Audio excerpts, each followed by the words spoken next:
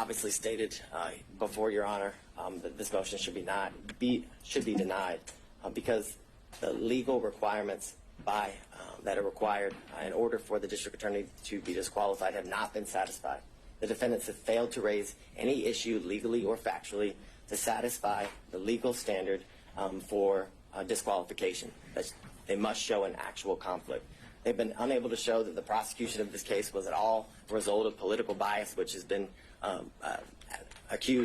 accusations have been made, as well as demonstrated that the prosecution of this case was motivated by any means or any way because of malicious prosecution. And they haven't been able to prove that this case was one of selective prosecution for political benefit or gain.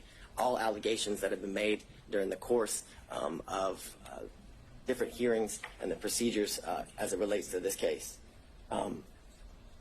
What I would leave the court with and how the state started the argument is that courts have been generally unreceptive, if not hostile, to attempts to disqualify prosecutors based on pervasive and institutional conflicts, which makes clear that the burden, that the standard is very, very high that must be met in order for an elected district attorney to be disqualified. And that burden, that standard has not been met. An actual conflict has not been shown.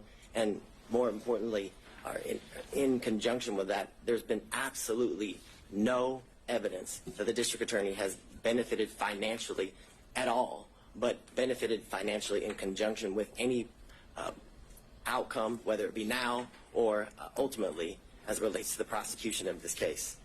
And because of all those reasons, Your Honor, we would respectfully request you deny defense counsel's motion to disqualify the elected district attorney, Ms. Fani Willis. All right. Thank you, Mr. Abadi. Your Honor, I think we have 5 minutes and 44 seconds.